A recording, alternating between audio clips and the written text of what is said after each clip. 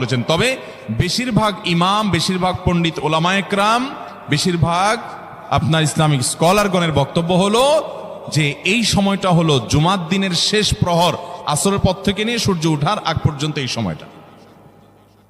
অতএব আমরা জুমার দিনের 5 নম্বর আমল হলো বেশি বেশি করে সারাদিনই কম বেশি দোয়া করব। দোয়ার জন্য সবসময় হাত তোলাও জরুরি না, যদিও সাধারণ অবস্থায় দোয়ার জন্য হাত তোলা আদব, কিন্তু আপনি চলতে ফিরতে, উঠতে বসতে, কাজের ফাঁকে আপনি আল্লাহর কাছে মনে মনে দোয়া নিবেদন করবেন। অনেক চাওয়া আমাদের কাছে, আমাদের আল্লাহর কাছে আছে। ভাইরা আমার, নবী রাসূলুল্লাহ সাল্লাল্লাহু আলাইহি ওয়াসাল্লাম বলেছেন কারোর পায়ের জুতার ফিতাটা ছিঁড়ে গেছে হাঁটার সময়, এটার এমন কি লাগালে ঠিক হয়ে যাবে, কিন্তু একজন ইমানদার ওইটার জন্য সে আল্লাহর কাছে সাহায্য চাইবে। আল্লাহ, এটাও একটা বিপদ, একটা ছোট বিপদ থেকে অনেক কিছু ঘটে যায়, আপনি আমাকে উদ্ধার করেন। সে সবসময় আল্লাহর দিকে মনোনিবেশ করবে।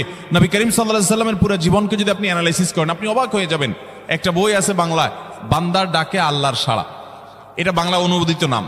এই বইয়ের লেখক হলেন হিসনুল মুসলিমের যে রচয়িতা উনি শেখ সাঈদ আল গাহতানি রহমতুল্লাহি আলাই। ওনার সোহবতে যাওয়ার, ওনার সান্নিধ্যে থাকার একাধিকবার খুব কাছাকাছি বসার সুযোগ আমার হয়েছে। সৌদি আরবের একজন বড় আলেম ছিলেন, দুনিয়া থেকে চলে গেছেন। তো ওনার লেখা বান্দার ডাকে আল্লাহর সাড়া, এই বইটা বেশ মোটা সোটা একটা বই। পুরোটা পড়বেন যে নবী করিম সাল্লাল্লাহু আলাইহি ওয়াসাল্লামের জীবনে যে কত রকমের দোয়া করতেন। আল্লাহ আজকার নাম একটা বই আছে ইমাম নববীর, এটাও বাংলা হয়ে গেছে অনুবাদ, আপনি পড়লে অবাক হয়ে যাবেন। ডক্টর খন্দকার আব্দুল্লাহ জাহাঙ্গীর রাহমাতুল্লাহ রাহে বেলায়েত একটা বই আছে দোয়া এবং জিকিরের, আপনি অবাক হবেন যে কি পরিমাণ দোয়া এবং জিকির নবী সাল্লাল্লাহু আলাইহি ওয়াসাল্লাম জীবনে পড়তেন। ঘুম থেকে উঠার সময় দোয়া আছে না নাই? এরপরে ঘুম থেকে উঠে যখন আপনি বাথরুমে যাবেন দোয়া আছে না নাই? আবার টয়লেটে গেলেন, টয়লেট সেরে আসলেন, আপনি ওযু করবেন, ওযুর জন্য দোয়া আছে না নাই? বিসমিল্লাহ। এরপরে ওযু শেষ করলেন, কালিমায়ে শাহাদাত আছে না নাই? এরপরে আপনি যখন ঘর থেকে বের হয়ে মসজিদে যাবেন, বের হওয়ার দোয়া আছে। বের হয়ে আপনি মসজিদে যাচ্ছেন, যাই পথে পড়ার আলাদা দোয়া আছে। এরপরে আপনি মসজিদে প্রবেশ করবেন, তার জন্য দোয়া আছে। মসজিদে ঢুকার পরে মসজিদে ঢুকার নামাজ আছে। এরপরে মসজিদে নামাজ বন্দিগি ইবাদত জিকির করে বের হচ্ছেন, সেটার জন্য আবার দোয়া আছে। আবার আপনি যাচ্ছেন, কাজকর্মে যাচ্ছেন, বাজারে যাচ্ছেন, সেটার দোয়া আছে। স্ত্রী সহবাস করার সময় দোয়া আছে। দোয়া নাই, জিকির নাই, এমন কোনো মুহূর্তে ইমানদারের জীবনে থাকতে পারে না। নবী করিম সাল্লাল্লাহু আলাইহি ওয়াসাল্লাম এই পরিমাণ দোয়া করতেন। এই জন্য ভাইরা, দোয়া যদি সবসময় করতে কষ্ট হয় হাত তুলতে, আপনি হাত তোলা ছাড়া শুক্রবারে দোয়া করেন, দোয়াটা অনেক বেশি করা দরকার। আমাদের কত জিনিস আল্লাহর কাছে চাইতে হয়, আমরা আল্লাহর কাছে চাই না। পেটে অসুখ হয়েছে, আমরা ডাক্তারের কথা মাথায় আগে আসে। আপনি ওষুধ খান, ওষুধ খাওয়া সুন্নত, কিন্তু ইমানদার সবকিছুর আগে আল্লাহর কথা স্মরণ করবে এবং আল্লাহর কাছে বলবে, আল্লাহ আপনি সহজ করে দেন।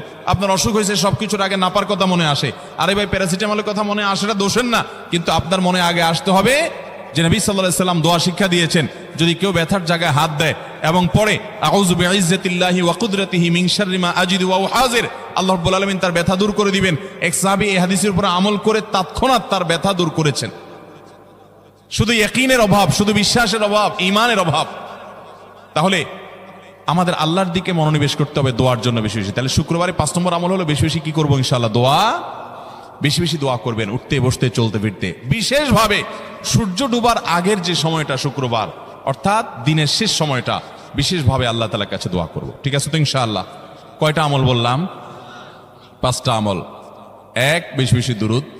2, ফজর নামাজ জামাতের সাথে পড়া পুরুষরা, মহিলারা অক্তমত পড়বেন, পুরুষদেরকে পাঠিয়ে দিবেন মসজিদে। 3, সূরা কাফ পড়বেন। 4, আগে ঘুম থেকে উঠে উত্তম রূপে গোসল করে মসজিদে আগে আগে গিয়ে পায়ে হেঁটে গিয়ে সামনে ইমাম সাহেবের কাছাকাছি গিয়ে বসা, অনর্থক কথা কাজ না করা, তেলাওয়াত জিকির আজকারের মাশগুল থেকে নামাজটা পড়ে বের হয়ে আসা, এই কাজ। নাম্বার 5, দোয়া করা, বিশেষ করে দিনের শেষ প্রহরে। আমল করবো তো ইনশাআল্লাহ? মনে থাকবো তো ইনশাআল্লাহ? আমরা প্রয়োজনে বাসায় গিয়ে একটা কাগজে নোট করে ফেলবো, লিখে ফেলবো, লিখে এরপরে ওয়ালে টাঙ্গায় দিবেন বাসায় যে জুমার দিন এই 5 কাজ আমি ছাড়বো না। আপনি যদি মনেও না থাকে, আপনার যদি ভুলেও যান, আপনি এই কাগজ আপনাকে মনে করাবে ইনশাআল্লাহ। বাসায় ফ্যামিলির লোকদের সাথে শেয়ার করবেন, জুমার দিন হুজুর বলেছেন, আমি একটু আমার মন থেকে বলিনি, এগুলো সব কোরআন হাদিসের কথা বলেছি আপনাদেরকে। কোরআন হাদিসের আলোকে 5টা আমলের কথা বলেছেন, বিশেষভাবে জুমার দিন আমি 5টা আমল করবই করব।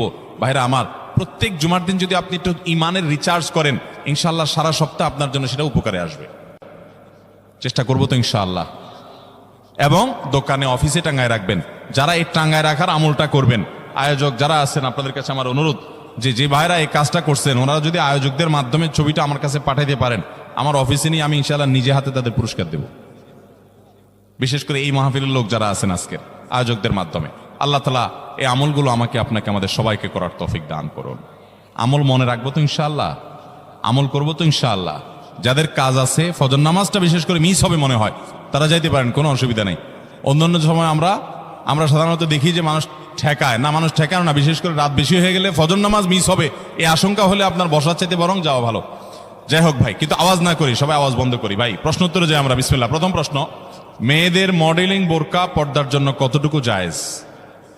আপনারা অনেকে বোরকা বিক্রি করেন না, এখানে আছে না ভাইরা আমার? যে সমস্ত বোরকার মধ্যে কারুকার্য আছে অনেক বেশি, বোরকার মধ্যে আবার মডেলিং হয়, অবাক করা বিষয়, কিয়ামতের আগে যে আসলে আরো কত কিছু হবে। এই বোরকার উপরে যদি মডেলিং কারুকার্য হয়, চাকচিক্য হয়, বোরকা যদি খুব টাইট ফিট হয়, বোরকা যদি এমন হয় যে বোরকা বরং পুরুষের দৃষ্টিকে আরো বেশি আকর্ষণ করে, তাহলে এই বোরকা ঢাকার জন্য আরেকটা বোরকা লাগবে। তা না হলে পর্দা হবে। পর্দার উদ্দেশ্য হলো নিজের সৌন্দর্যকে অনাবৃত করা, নিজের সৌন্দর্যকে ঢেকে রাখা, এটাই হলো পর্দার কি উদ্দেশ্য। সেখানে যদি পর্দার উদ্দেশ্যটাই নষ্ট হয়ে যায়, তাহলে এই বোরকা পরলে পর্দা করার যে নির্দেশ সেটা পালন হবে। ভাইরা আমার, এই জন্য টেডি মার্কা বোরকা, আপনার এই মডেলিং মার্কা বোরকা, স্টাইলিশ বোরকা, এগুলা পর্দা হবে না এগুলা দ্বারা। হ্যাঁ, কোনো নারী তিনি খোলামেলা চলাফেরা করেন, তিনি দিনের পথে মাত্র আসছেন, মডেলিং দিয়ে শুরু করছেন, আস্তে আস্তে ইনশাল্লাহ পিওর বোরকা যাবেন, হ্যাঁ, সেই হিসাবে তার জন্য আমি বলতে পারি এটা ওজোর, ঠিক আছে, উনি চেষ্টা করেছেন, শুরুটা অন্তত করেছেন। কিন্তু ভাইরা, পরিপূর্ণ পর্দা করতে চাইলে এই মডেলিং বা স্টাইল মার্কা বোরকা হবে। আচ্ছা বলেন তো, আপনার আমার মা বোন বা স্ত্রীকে যদি আমরা বাহিরে নিয়ে যাই, তাদের সাথে আমরা বাহিরে যাই, তারা যদি খোলামেলা পোশাক পরে যায় বা এমন পোশাক পরে যায় যেটা সব পুরুষের দৃষ্টিকে আকৃষ্ট করে, তাহলে অন্য সব পুরুষরা তার দিকে তাকাইলে আপনার কাছে ভালো লাগে না খারাপ লাগে? কেমনে খারাপ লাগে? অনেক পুরুষটা আছে বউয়ের ছবি ফেসবুকে দিয়ে বলে আপনাদের ভাবি কেমন হলো বললেন। অনেক পুরুষ এ কাম করে না?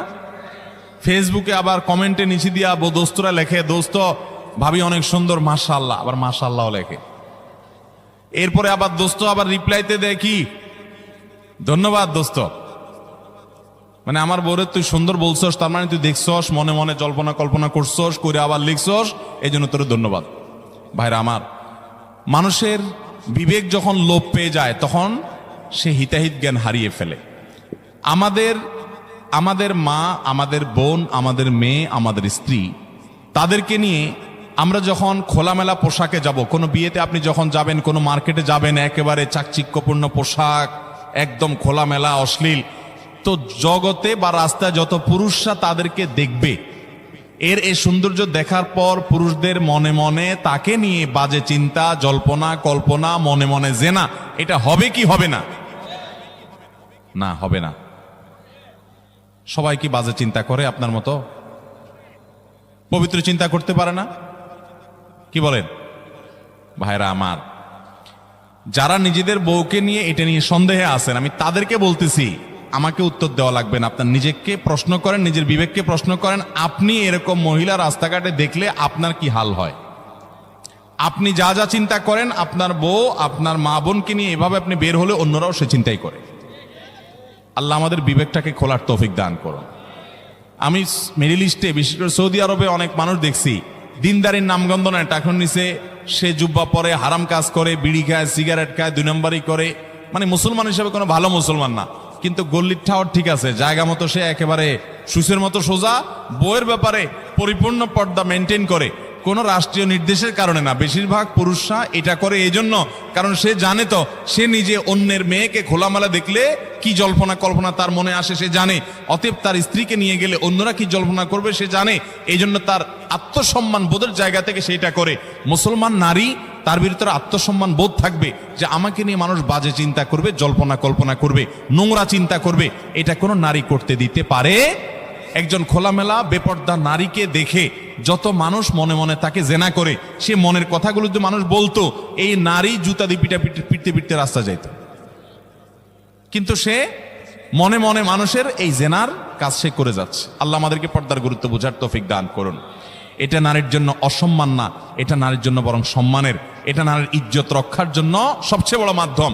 আমাদের সেকুলার, অতি সেকুলার, উগ্র নাস্তিক বন্ধুরা বলে যে হুজুরদের মনটাই খারাপ, এই বেটারা বলে মহিলা দেখতে বলে তাদের বলে অবস্থা খারাপ হয়, এই বেটাদের চরিত্রই খারাপ। অর্থাৎ আমাদের এই ভাইরা যারা এই সমালোচনা করতেছেন আমাদের এই ভাইগুলোর দ্বারা মনে হচ্ছে যে ওনাদের মনের ভিতরে কোনো এই সমস্ত বাজে চিন্তা আসে না, ওনাদের মনটা একদম ফেরেশতার মতো পবিত্র। এরকম যাদের কোনো চিন্তা জল্পনা কল্পনা আসে না, এরা হয় মিথ্যুক আর না হলে রুগী। হয় এগুলারে ডাক্তার দেখাইতে হবে, পুরুষত্বের ঘাটতি আছে, আর নাহলে মিথ্যুক। আল্লাহ তাআলা সৃষ্টি করেছেন এভাবে, তোমার কোনো মনে চিন্তাই বাজে আসে না, তোমার মতো এই অসুস্থ মানুষ, তোমার তো হাসপাতালে ভর্তি হওয়া উচিত। আল্লাহ রাব্বুল আলামিন আমাদেরকে পর্দার গুরুত্ব বোঝার তৌফিক দান করুন। অনেক পুরুষ আছে নিজের বউয়ের জন্য চাকচিক্যপূর্ণ বোরকা পরে নিয়ে যান। না ভাই, আপনার বউর যত সাজগোজ সব বাসা বাড়িতে হবে একান্তে। আপনি বাইরে রাস্তাঘাটে কেন বিলে বেড়াচ্ছেন? মহর দিয়ে বিয়ে করছেন আপনি, আর রাস্তাঘাটে মানুষকে দেখা বেড়াচ্ছেন। আত্মসম্মান বোধ থাকা উচিত। আল্লাহ আমাদেরকে পর্দার গুরুত্ব বোঝার তৌফিক দান করুন। তাহলে স্টাইলি বোরকা এগুলো পড়লে কিন্তু কাজ হবে না, বোরকার কাজ হবে না। আমি এখান থেকে গ্রামে যাব এবং ওই দিনই আবার চলে আসব, এক্ষেত্রে আমার নামাজ কি কসর করতে হবে? দেখুন, গ্রামে আমরা প্রত্যেকে যার যার বাড়িতে যখন যাব, সেটা আমাদের মূল ঠিকানা, আসল ঠিকানা হলে সেখানে আমি 1 ঘন্টার জন্য যদি যাই, নামাজ আমাকে পুরা পড়তে হবে। নিজের স্থায়ী ঠিকানাতে কখনো কসর হয়? পথে কসর হবে। বাড়িতে যখন চলে গেছেন, আপনার বাড়ি কুমিল্লাতে, আপনার বাড়ি চট্টগ্রামে, আপনার বাড়ি বগুড়াতে বা খুলনাতে বা সিলেটে, আপনার বাড়ি যেখানেই হোক না কেন, যখন সফরের দূরত্ব হবে, নিজের স্থায়ী ঠিকানায় 1 ঘন্টার জন্য যদি যান, সেখানে পুরো নামাজ পড়তে হবে, কসর চলবে। কিন্তু কিছু লোক আছে, গ্রামে বাড়ি আছে ঠিক আছে, কিন্তু তাদের গ্রামের বাড়ি এখন আর স্থায়ী ঠিকানা না। ধরুন আপনি ঢাকা শহরে বাড়ি কিনছেন বা ফ্ল্যাট কিনছেন, পাসপোর্টে, এনআইডিতে, সরকারি সব কাগজে পত্রে ঠিকানাতে আপনি স্থায়ী ঠিকানাও এটা, বর্তমান ঠিকানাও এটা। গ্রামের বাড়ি আছে কিন্তু ওটা আপনার স্থায়ীও না, বর্তমান ঠিকানাও না, জাস্ট বেড়াইতে যান, ভাই বেড়াদাররা আছে, অন্যরা আছে, তাহলে ওইটাতে আপনি গেস্ট, সেখানে আপনি কসর পড়বেন। এবং এটা আপনার স্থায়ী এবং বর্তমান ঠিকানা হলে, অনেকে আছে বাড়িতে জমি জমা আছে, শুধুমাত্র থাকার ঘর বাড়িও নাই এবং ভাগযোগ হয়ে গেছে, সে শুধু গেস্ট হিসেবে যায়, ভাইদের মেহমান হয়ে যায়, তাহলে সে কসর পড়বে। আর না হলে স্থায়ী ঠিকানায় গেলে 1 ঘন্টার জন্য সে কি করতে হবে? পুরো নামাজ পড়তে হবে, যদি স্থায়ী ঠিকানা হয় তার গ্রাম। এরপরে প্রশ্ন হলো, আমি অনেকবার তওবা করেছি, প্রত্যেকবারই ভঙ্গ হয়েছে, তাহলে কি আমি মুনাফিক হয়ে গেছি? না ভাই, তওবা হওয়ার পর তওবা ভেঙে যাওয়াটা অস্বাভাবিক নয়। আপনারা খুশি হবেন শুনে, আমাদের রব আল্লাহ রাব্বুল আলামিনের একটা গুণবাচক নাম হলো তাওয়াব। কি নাম ভাই? তাওয়াবের মানে জানেন? আল্লাহু আকবার। রিপিটেডলি, বারবার যিনি বান্দার তওবা কবুল করেন। এই জন্য ভাই, একবার গুনাহ হয়ে গেছে, আল্লাহর কাছে তওবা করেছেন, চেষ্টা করছেন যে আর যেন না হয়, কিন্তু আবার শয়তান কাত করে ফেলে দিয়েছে, আবারও তওবা করে ফেলবেন এবং দুর্বল হবেন না। এখানে ইবলিস আপনাকে বলবে, তুই এতবার একই কাজ করে তওবা করছস আল্লাহর কাছে, আবার কোন মুখে তওবা করবি? থাক, বাদ দে। আপনার তওবা থেকে দূরে সরাবে। এটা হলো শয়তানের সবচেয়ে বড় অস্ত্র। কখনো নিরাশ হওয়া যাবে না। তওবা আগের বারের চাইতে পরের বারটা আরো স্ট্রং করবেন, যে ঠিক আছে আগের বারটা তওবা আমি দুর্বল ছিল, এটাকে আরো স্ট্রং করব, চেষ্টা করবো না ইনশাআল্লাহ। তাহলে তওবা বারবার করতে হবে, বারবার করতে হবে। ভেঙে গেলে আরো শক্ত, হার্ডলি তওবা করতে হবে, নিজের প্রতি নিজে শাসন চালাতে হবে। এভাবে ইনশাআল্লাহ সামনে আগাইতে হবে। ভারতবর্ষে একজন কবি বলেছেন, আরে ইয়ে কুস্তি তো হয় অমর ভর কি, কবি ও দাবালে কবি তু দাবালে। ইবলিসের সাথে তোমার এই লড়াই তো সারা জীবনের। কখনো ইবলিস তোমাকে কাত করে ফেলে দিবে, তোমার দ্বারা গুনাহ করায় ফেলবে, আবার কখনো চোখের পানি ফেলে কেঁদে কেটে আল্লাহর কাছে একান্তে। ভাইরা, কিছু নির্জন সময় কাটানো দরকার। আমাদের কোনো নির্জন সময় নাই। নির্জন সময় হলে ওই মোবাইলে আমরা ঢুকে পড়ি, মোবাইল টোবাইল বন্ধ করে ফেলে দিনে রাতে 24 ঘন্টার ভিতরে 5 ওয়াক্ত নামাজের পরে আগে যে কোনো সময় অন্তত 2-4-5টা মিনিট একটু চিন্তা ভাবনা করবেন, একটু নিজের হিসাব মিলাবেন, আল্লাহর সাথে কথা বলবেন। আজকে একটা গুনাহ হয়ে গেছে, আজকে একটা কাস্টমার মহিলা আসছে, তার সৌন্দর্য দেখে তাকে নিয়ে বাজে চিন্তা জল্পনা কল্পনা করেছি, নোংরামি করেছেন, গুনাহ কাজ করেছেন। কোনো কাস্টমার এসেছে, তার সাথে ফাঁকি ঝুঁকি দিয়েছেন, 2 নাম্বারই করেছেন, মিথ্যা কথা বলেছেন, কিনা দর এত আছে বলেছেন, আসলে এত আসে নাই। এই যে মিথ্যা বলেছেন কয়টা টাকার জন্য, এই টাকা দুনিয়াতে থেকে যাবে, মিথ্যাটা আপনার আমলনামা যুক্ত হয়ে আখিরাতে যাবে। এইসব কথা চিন্তা করে আল্লাহর কাছে চোখের পানি ফেলে একান্তে, আল্লাহ করে ফেলেছি আজকে শয়তানের পালায় পড়ে, আল্লাহ খেয়াল ছিল না, আপনি মাফ করে দেন। মালিক, আপনি মাফ না করলে কিয়ামতের ময়দানের শাস্তি হবে ভয়াবহ। দুনিয়াতে আপনি ছেড়ে দেন, আল্লাহ মাফ করে দেন। মাফ চায়া দুনিয়া থেকে ওইটাকে নিষ্পত্তি করেন, একটু চোখের পানি ফেলেন, সেজদায় পড়ে যান, 2 রাকাত সালাতুত তওবা নামাজ পড়ে আল্লাহর কাছে মাফ চান, এরপরের দিন আরো স্ট্রং করেন। এভাবে আপনি লড়াই চালাতে থাকবেন। আরে এই কুস্তি তো হয় অমর ভর কি, কবি ও দাবালে কবি তু দাবালে। শয়তান গুনাহ কমা আপনার দ্বারা করায়া সে জিতে যাবে, আর আপনি তওবা করে চোখের পানি ফেলে গুনাহ মাফ করিয়ে তারপরে আপনি শয়তানের উপরে জিতে যাবেন। তওবা করতে থাকবো তো ইনশাআল্লাহ। তওবা করতে কখনো ক্লান্ত হবেন, তওবা অব্যাহত রাখবেন, অনবরত রাখবেন। সবচেয়ে বেশি যেটা করতে হবে পরিমাণে, জুমার দিন জুমার রাত, বৃহস্পতিবার সন্ধ্যা থেকে নিয়ে শুক্রবার সন্ধ্যার আগ পর্যন্ত পরিমাণে সবচাইতে বেশি করতে হবে যে আমলটা, সেটা হলো দুরূদ শরীফের আমল। কিসের আমল? ভাইরা, দুরূদ এমন একটা আমল, আপনি যদি শুধু দুরূদের এই আমলটাকে আঁকড়ে ধরেন, সবসময় আপনার মুখ দিয়ে দুরূদ বের হতে থাকে, পড়তে থাকেন, তো নবী করিম সাল্লাল্লাহু আলাইহি সাল্লামের ভাষ্য অনুযায়ী, তার ওয়াদা অনুযায়ী, ইদান তুকফা হাম্মুক ওয়া তুগফার যামবুক, তোমার যত পেরেশানি আছে নবী সাল্লাল্লাহু আলাইহি সাল্লাম বলেছেন, এই সব পেরেশানি দূর করার জন্য এই দুরূদের আমলটা যথেষ্ট হবে ইনশাআল্লাহ। এবং গুনাহ মাফের জন্য এই দুরূদের আমলটা কি হবে? যথেষ্ট হবে।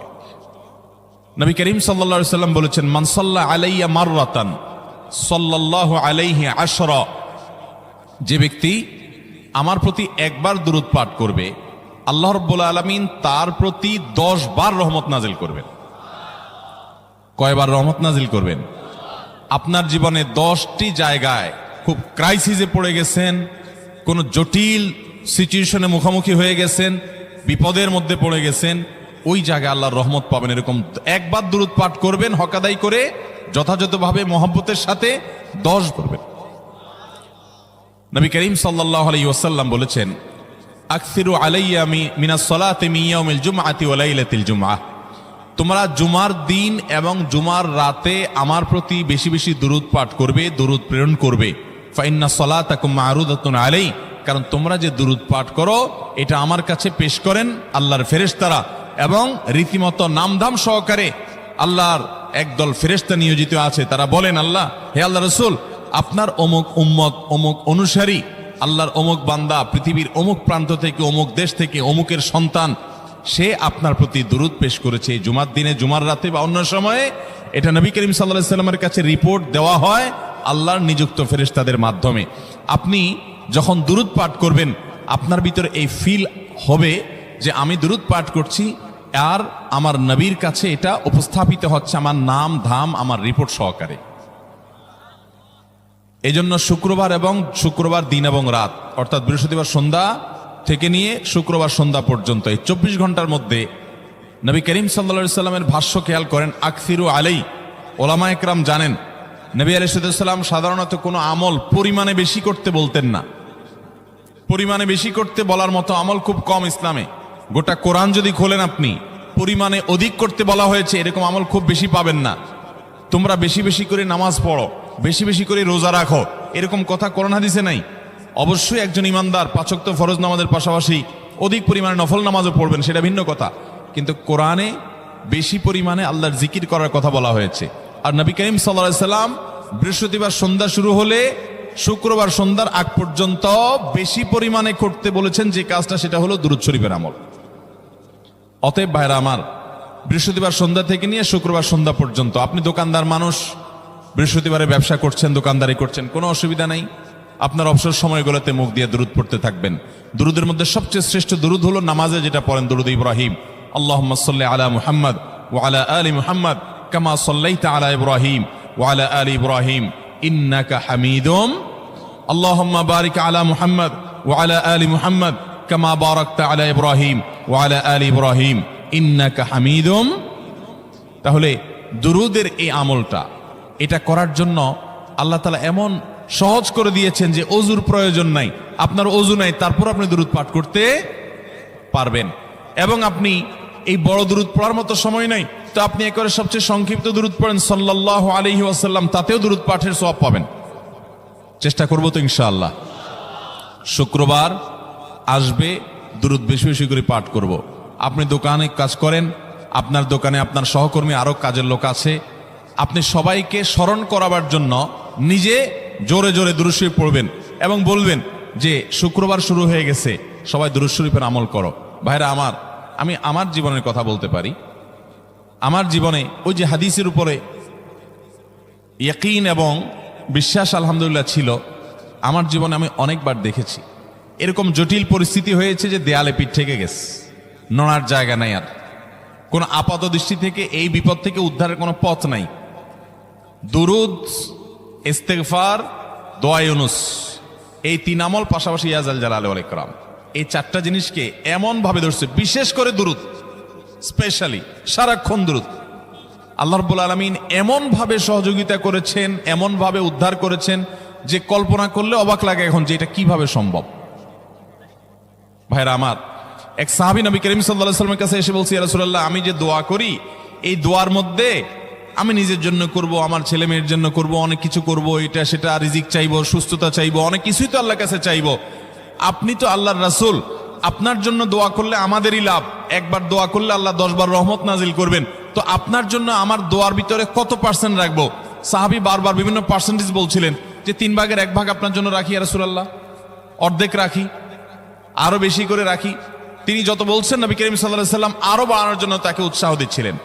এক পর্যায়ে যখন তিনি বললেন, ইয়া রাসূলুল্লাহ, আমি আমার কোন দোয়ার সবটুকু যখন আপনার জন্য নিবেদন করব, আমি কোন একবার যখন দোয়া করব, দোয়া শুধু আপনার জন্যই করব যখন, অর্থাৎ পিওর দুরূদ যখন পড়ব, নিজের জন্য আর কিছু চাইব না, শুধু আপনার জন্যই যদি চাই কোনোবার, তাহলে তখন নবী করিম সাল্লাল্লাহু আলাইহি ওয়াসাল্লাম বলেছেন, ইদান তুকফা হাম্মুক ওয়া তুগফার যামবুক, তাহলে তোমার সকল পেরেশানি থেকে উদ্ধারের জন্য এই দুরূদটাই যথেষ্ট হয়ে যাবে, এবং তোমার সকল গুনাহ মাফের জন্য এটা যথেষ্ট হয়ে যাবে।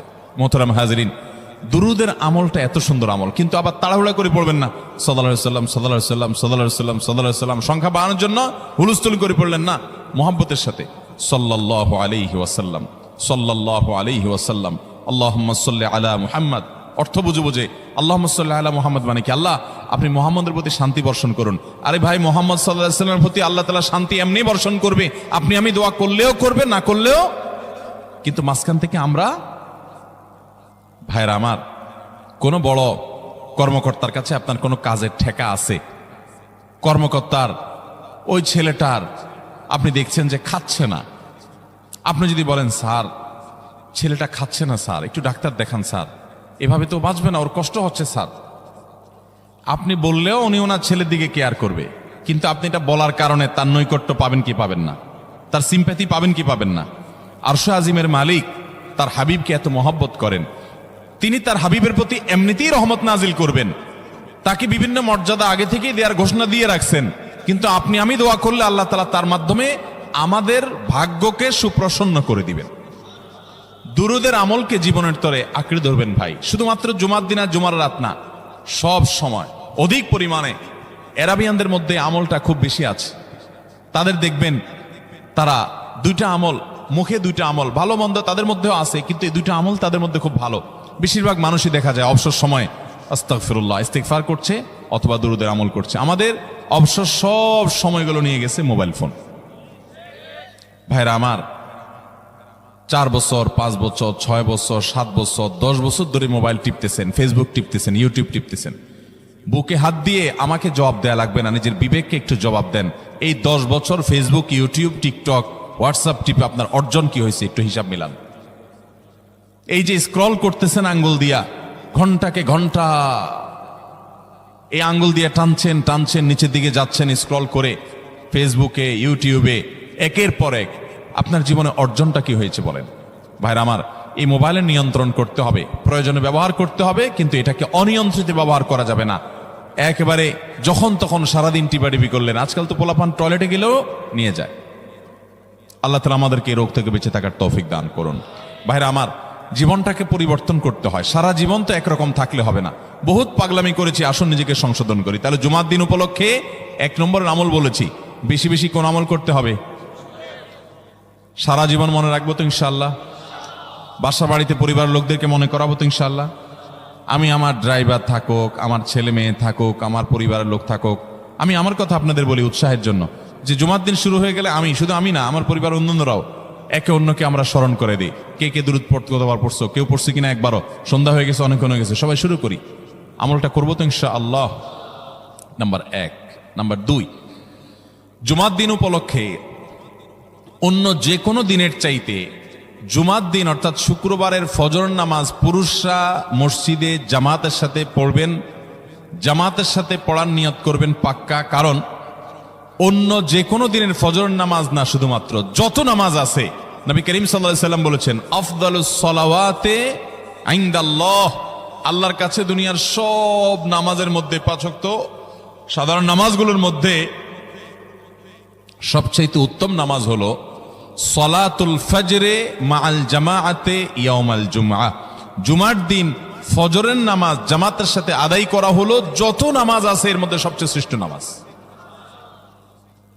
তাহলে জুমার দিনে এই বিষয়টা বিশেষভাবে খেয়াল রাখবো। জুমার দিন ফজর নামাজটা পুরুষরা কোথায় পড়বো, এবং সেটা বৃহস্পতিবার থেকে পরিকল্পনা শুরু করবো যে কালকের ফজর নামাজ যাতে কোনো অবস্থাতে আমার মিস না হয়। আমাদের আখিরাতের ব্যবসা এটা ভাই, আখিরাতের কারেন্সি সংগ্রহ করা। যত খুঁটে খুঁটে ভালো ভালো আমলগুলো করবেন আপনার আমল নামাতে আমল সওয়াব জমা হতে থাকবে। চেষ্টা করবো তো ইনশাআল্লাহ। আমাদেরকে শয়তান অন্যদিন ফজরের নামাজ পড়ার সুযোগ হলেও শয়তান এমন ভাবে আমাদেরকে ধোঁকা দেয়, শুক্রবারে ফজরটা পড়াটা সবচেয়ে বেশি কঠিন হয়ে যায়। কেন জানেন? কারণ ইবলিস তো জানে হাদিস আপনি জানেন না, হয়তো অনেকে হয়তো আজকে শুনছেন, আমি কোনো হাদিস না জানতে পারি, ইবলিস ঠিকই জানে যে ফজর নামাজ এই দিন যদিও জামাতের সাথে ফজর পড়ে ফেলায় তাহলে তোর আখিরাতের ব্যবসা অনেক দূর আগে যাবে। ওর সাথে তো আমাদের বাবা আদমের সাথে সেই চ্যালেঞ্জ, আদম আলাইহিস সালামকে সিজদা করতে বলা হয়েছে, সে তো করে নাই, তার সৌজন্য বা তার জন্য সিজদা নিবেদন করে নাই। আল্লাহ তাআলা সেজন্য তাকে জান্নাত থেকে বের করে দিয়েছে। তার কারণে এই ইবলিস তখনই আল্লাহর সাথে আল্লাহর সামনেই চ্যালেঞ্জ ছুড়ে দিয়েছে আদম আলাইহিস সালামের সাথে যে লা উবিয়ান্নাহুম আজমাইন, আমি আদমের সব সন্তানগুলোকে পথহারা করে ছাড়বো, ওদেরকে জান্নাতের পথে চলতে দিব না। এই জন্য আল্লাহ তাআলার কাছে সে কিছু পাওয়ার চাইয়া নিছে। এর ভিতরে একটা হলো কিয়ামত পর্যন্ত হায়াত পাবে, আরেকটা হলো আমাদের রগের সাথে সে মিশতে পারে, রক্ত প্রবাহের সাথে মিশতে পারে, শরীরের মধ্যে প্রভাব সৃষ্টি করতে পারে, আমাদেরকে দুর্বল করতে পারে, মন্দ দিকে টানতে পারে, ভালো কাজ যেন না হয় মনে মনে কুমন্ত্রণা সৃষ্টি করতে পারে। এই পাওয়ার সে নিয়ে এসেছে। এই জন্য তার সাথে আমাদের চ্যালেঞ্জ। সে হাদিস জানে যে জুমার দিন ফজর পড়লে আমাদের অনেক লাভ হয়ে যাবে। এই জন্য সে বৃহস্পতিবার রাতে, অন্য দিন যদি আপনি 10টা 11টা বা 11:30টায় ঘুমান, 12টায় ঘুমান, জুমার দিন অর্থাৎ বৃহস্পতিবার দিবাগত রাতে আইসা ইবলিস বলে, আরে পাগল হইছস, কালকে হলো শুক্রবার, দোকানদারি নাই, ব্যবসা নাই, চাকরি নাই, মহিলাদেরকে বলে কালকে পোলাপানের স্কুল নাই, মাদ্রাসা নাই, আজকে একটু টক শো, মিষ্টি শো, নাটক, সিনেমা, ইউটিউব, ফেসবুক, ওয়াজই শোন অন্তত। শয়তান কি বলে, ঠিক আছে তো যদি এত ফিল্ম দেখতে মনে না চায়, তো যদি মুসলমান হস, নেককার হস, তো ঠিক আছে অমুক হুজুরের ওয়াজ শোন। এই হুজুরের ওয়াজ শোনাত লাগাই দিয়ে রাত 1টা 2টা পর্যন্ত পার করে দিল। এরপরে ফজর নামাজ ওর জামাতের সাথে মিস শেষ। ভাইরা আমার, প্রত্যেক বৃহস্পতিবার আসলে সন্ধ্যার সময় প্রতিজ্ঞা করব, সপ্তাহের অন্য দিন যদি আমার ত্রুটি বিচ্যুতি হয়ও আমি সেটাকে কারেকশন করার চেষ্টা করব, কিন্তু শুক্রবার ফজরটা পুরুষ হিসাবে আমি জামাতের সাথে পড়বই পড়বো। তার জন্য রাতে আগে আগে শোবো, ডাবল ট্রিপল অ্যালার্ম দিয়ে শোবো, অন্য নামাজি বন্ধুকে বলবো ফোন দিয়ে ডেকে দিবি, একে অন্যের সহযোগিতা করব, কিন্তু ফজরের নামাজ জুমার দিন ছাড়বো না ঠিক আছে তো? কয়টা আমল হলো? 2টা। মনে রাখবেন তো ইনশাআল্লাহ? আগামী বছর তো আমার মাহফিল আমি আর করব না, কিন্তু আগামী বছর যে মাহফিল করবেন সে আলোচককে আমি রিকোয়েস্ট করবো ইনশাআল্লাহ, আয়োজকরা এটার সবক জননায় আগামী বছর দিতে পারবেন তো ইনশাআল্লাহ? আমল যদি করেন তাহলে সবক ঠিকই দিতে পারবেন। ওই যে ভাই সবগুলো শুনে দিছে, কারণ এই আমল করেন। আচ্ছা, 3 নম্বর আমল হলো সূরা কাহাফ পড়বো। কোন সূরা পড়বো? সূরা কাহাফ। যারা কোরআন পড়তে পারেন না তারা শুনবেন, আর যারা পড়তে পারেন তারা নিজে পড়বেন। সূরা কাহাফ যদি জুমার দিন কেউ পড়ে, নবী করিম সাল্লাল্লাহু আলাইহি ওয়াসাল্লাম বলেছেন এই সূরাটা তার জন্য নূর হবে, নূর, আলো আল্লাহর তরফ থেকে। কিয়ামতের ময়দানে ভয়াবহ গুটগুটে অন্ধকার হবে। কিয়ামতের একটা ভয়াবহ শাস্তি হলো অন্ধকারের শাস্তি। ভাইরা আমার, অন্ধকারের শাস্তি মানে এমন ভয়াবহ অন্ধকার হবে যে দুনিয়ার অন্ধকারের সাথে কোনো তুলনাযোগ্য নয়।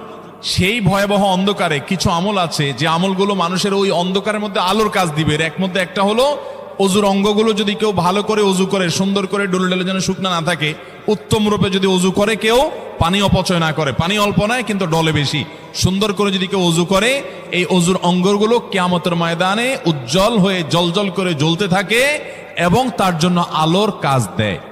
সবাই যখন অন্ধকারের আযাবের মধ্যে নিমজ্জিত থাকে, হাহুতাশ করে, তখন এই ব্যক্তির এই আমলটা তার আলো ভূমিকা আসে। আর আরেকটা হলো এই সূরা কাহাফ। অন্য অনেক উলামা ইকরাম বলেছেন এর ব্যাখ্যা হলো সূরা কাহাফ যদি কেউ এক বৃহস্পতিবারে পড়ে, পরের বৃহস্পতিবার পর্যন্ত, এক শুক্রবারে যদি পড়ে, পরের শুক্রবার আগ পর্যন্ত পুরো সপ্তাহব্যাপী তার ভিতরে নূর, ঈমানের নূর, তাকওয়ার নূর, ইলমের নূর, আমলের নূর, ভালো মানুষ হওয়ার নূর তার ভিতরে আল্লাহ তাআলা সৃষ্টি করে দিবেন। এই জন্য জুমার দিন সূরা কাহাফ পড়বো তো ইনশাআল্লাহ। আলহামদুলিল্লাহ ভাই, আপনাদেরকে যে আমলগুলো করছি এগুলো আমি, আমার পরিবার সদস্য, পরিচিত, সহকর্মী, আমি চেষ্টা করি সবাইকে স্মরণ করানোর এবং আমল করার চেষ্টা করি। আপনাদেরকেও বলছি ভাই, জুমার দিন যেহেতু, অতএব আজকে জুমার দিন উপলক্ষে বলে যাচ্ছি, জুমার দিনের এই 14-15টা আমলের মধ্যে সামারি করে আমি 5টা আমল করে দিচ্ছি, যে এগুলোর গুরুত্ব অনেক বেশি অন্য অনেকগুলো চাইতে, এগুলো বিশেষভাবে করব।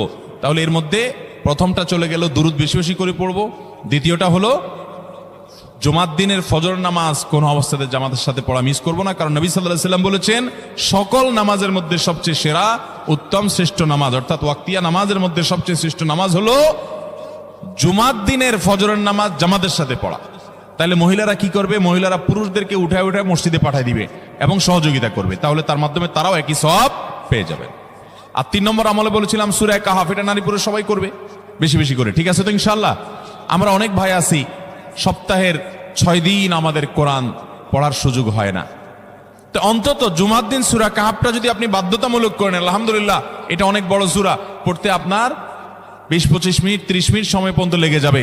আপনি আধা ঘন্টা সময় ধরে যদি আস্তে আস্তে সুন্দর করে পড়েন, তো সপ্তাহে একবার অন্তত কোরআনের সাথে আপনি সময় দিলেন। আরেকটা সুসংবাদ শুনেন, সূরা কাহাফ যদি কেউ মুখস্থ করে, তেলাওয়াত করে নিয়মিত, বিশেষ করে সূরা কাহাফের প্রথম 10টা আয়াত যদি কেউ মুখস্থ করে, নবী করিম সাল্লাল্লাহু আলাইহি সাল্লাম বলেছেন কিয়ামতের আগে দাজ্জালের যে ফিতনা আসবে, যেই ফিতনায় বহু মানুষ দাজ্জালকে আল্লাহ মনে করে বেঈমান হয়ে জাহান্নামে যাবে, এই ফিতনা থেকে পৃথিবীতে এমন কোন নবী ছিল না, এমন কোন রাসূল আসেন নাই। এই মানব ইতিহাসের প্রথম মানুষ আদম আলাইহিস সালাম থেকে নিয়ে আমাদের মুহাম্মদ সাল্লাল্লাহু আলাইহি সাল্লাম পর্যন্ত এই লক্ষ লক্ষ যত নবী রাসূল এসেছে, সমস্ত নবী রাসূলরা একটা ব্যাপারে সাবধান করে গেছেন, দাজ্জাল আসবে, যে দাজ্জালের হাতে পাওয়ার থাকবে এত বেশি, অলৌকিকত্ব থাকবে এত বেশি, সে মরা মানুষকে জিন্দা করে ফেলবে, জিন্দা মানুষকে বলবে সে মরে যাবে, তার হাতেই সব কন্ট্রোলিং পাওয়ার থাকবে, দুনিয়ার সমস্ত রিজিক তার হাতে কক্ষিগত থাকবে, এমন পাওয়ার থাকবে তাকে দেখে মানুষ বলবে হ্যাঁ এই তো আল্লাহ, এই তো সবকিছু পারে, বেঈমান হয়ে যাবে। এই দাজ্জালের ফিতনায় তোমরা পড়বা না, বেঁচে থাকবা। বুদ্ধি দিয়া বিবেক দিয়ে মানুষ বাঁচতে পারবে না। দাজ্জালের ফিতনা থেকে বাঁচার জন্য সকল নবী রাসূলরা এর জন্য সাবধান করেছেন। আমাদের নবী সাল্লাল্লাহু আলাইহি সাল্লাম নামাজের শেষ বৈঠকে দোয়া মাসুরের জায়গায় একটা দোয়া পড়তেন, আল্লাহুম্মা ইন্নী আউযু বিকা মিন আযাবিন নার ওয়া আযাবিল কবর ওয়া আউযু বিকা মিন ফিতনাতিল মাহইয়া ওয়াল মামাত ওয়া আউযু বিকা মিন শাররি ফিতনাতিল মাসীহিদ দাজ্জাল। আল্লাহ আপনার কাছে দাজ্জালের ফিতনা থেকে পানা চাই। 1450 বছর হয়ে গেছে, এখনো দাজ্জালের আবির্ভাব হয় নাই, হবে কিয়ামতের আগে, কখন হবে আল্লাহ ভালো জানেন। কিন্তু নবী সাল্লাল্লাহু আলাইহি সাল্লাম বলেছেন সূরা কাহাফের প্রথম 10 আয়াত যদি কেউ মুখস্থ করে, তো এই ব্যক্তিকে আল্লাহ রাব্বুল আলামিন এবং যদি তেলাওয়াত করে, এই ব্যক্তিকে আমলের মাধ্যমে দাজ্জালের ফিতনা থেকে আল্লাহ বাঁচিয়ে রাখবেন। দাজ্জাল তো অনেক পরের কথা, কোথাকার কোন আল্লাহর প্রতি অবিশ্বাসী মুশরিক বা কাফের খেলোয়াড় একটু পায়ের ভিলকি দেখায়, লক্ষ লক্ষ কোটি কোটি মানুষ হুমড়ি খেয়ে তার ভক্ত হয়ে ইমানি চেতনা, আমলি চেতনা, তাকওয়া, তাহারাত সব খুঁয়ে বসে থাকে। আর সেখানে দাজ্জালের মতো এরকম মিরাকল, সব মিরাকল তার হাতে থাকবে। এরকম পরিস্থিতি যখন আসবে তখন মানুষ কি করবে? এখন এই যে তথ্য প্রযুক্তির উন্নতির এই সময়ে কত মুসলমানের সন্তান বেঈমান হয়ে যাচ্ছে, বিজ্ঞানরেই তারা আল্লাহ বানায় বসে থাকতেছে, আছে না নাই? ধারণামূলক বিষয়কে তারা চূড়ান্ত বিষয় বানিয়ে বসে আছে, বেঈমান হয়ে যাচ্ছে। এবং টাকার যে কারিশমা, টাকা দিলে সব হয়ে যায়, টাকা নাই তো কিছুই হয় না।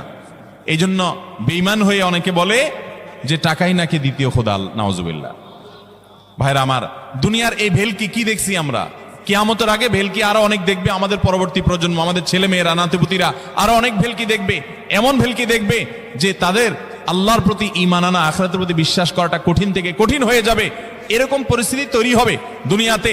তথ্য প্রযুক্তির উন্নতির নাম দিয়ে, এটার নাম দিয়ে, সেটার নাম দিয়ে মানুষের জীবনযাত্রা সহজ হবে, কিন্তু এর মাধ্যমে মানুষের ঈমান দুর্বল হওয়ার অনেক সম্ভাবনা, শঙ্কা তৈরি হবে এবং শয়তান সেগুলো সৃষ্টি করবে। এই আশঙ্কা থেকে বাঁচার জন্য সূরা কাহাফটা হলো মহৌষধের মতো। অতএব জুমার দিন প্রত্যেক শুক্রবারে সূরা কাহাফ পড়বো তো ইনশাআল্লাহ।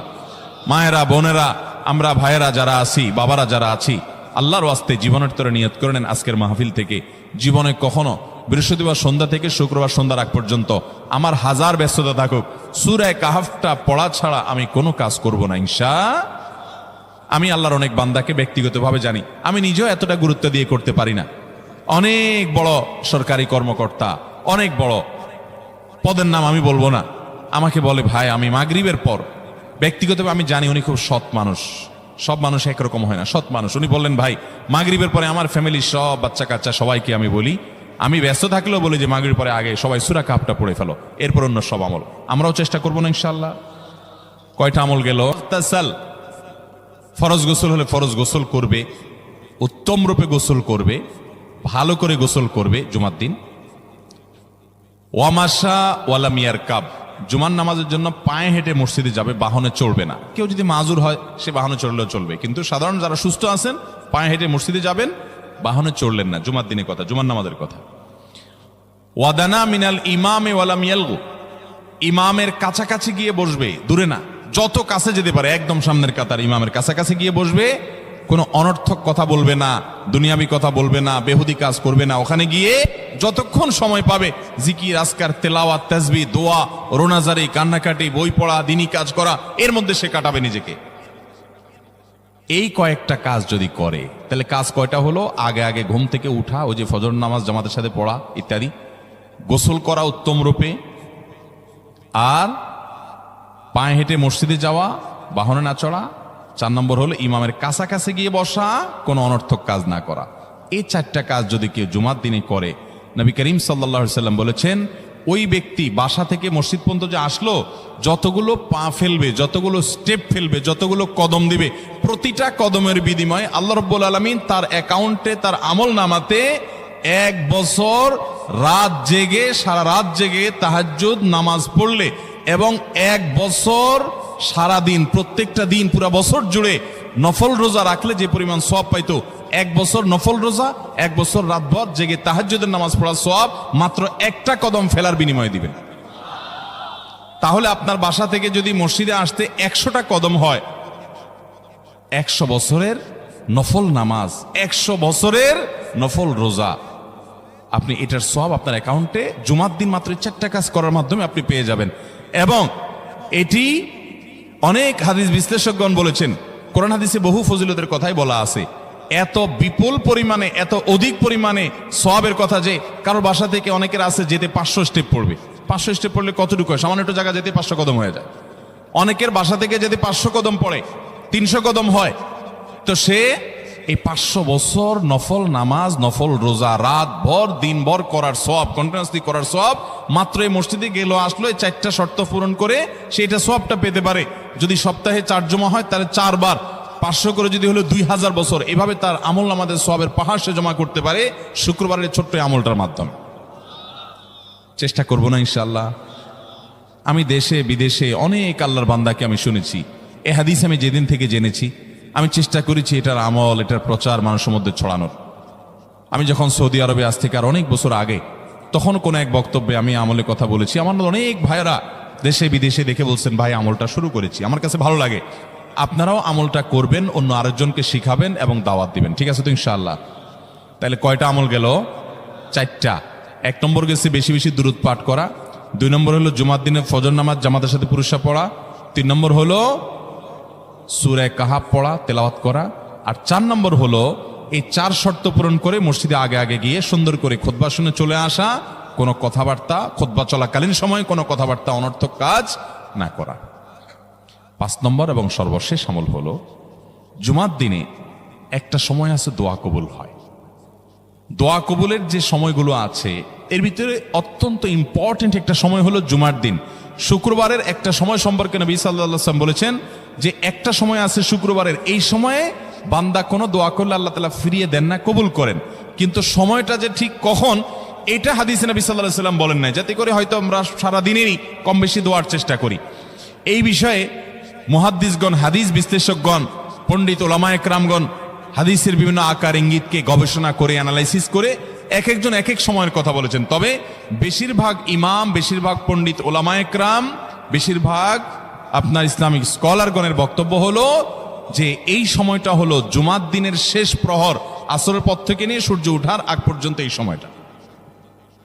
অতএব আমরা জুমার দিনের 5 নম্বর আমল হলো বেশি বেশি করে সারাদিনই কম বেশি দোয়া করব। দোয়ার জন্য সবসময় হাত তোলাও জরুরি না, যদিও সাধারণ অবস্থায় দোয়ার জন্য হাত তোলা আদব, কিন্তু আপনি চলতে ফিরতে, উঠতে বসতে, কাজের ফাঁকে আপনি আল্লাহর কাছে মনে মনে দোয়া নিবেদন করবেন। অনেক চাওয়া আমাদের কাছে, আমাদের আল্লাহর কাছে আছে। ভাইরা আমার, নবী আলাইহিস সালাম বলেছেন, কারোর পায়ের জুতার ফিতাটা ছিঁড়ে গেছে হাঁটার সময়, এটার এমন কি লাগালে ঠিক হয়ে যাবে, কিন্তু একজন ইমানদার ওইটার জন্য সে আল্লাহর কাছে সাহায্য চাইবে। আল্লাহ, এটাও একটা বিপদ, একটা ছোট বিপদ থেকে অনেক কিছু ঘটে যায়, আপনি আমাকে উদ্ধার করেন। সে সবসময় আল্লাহর দিকে মনোনিবেশ করবে।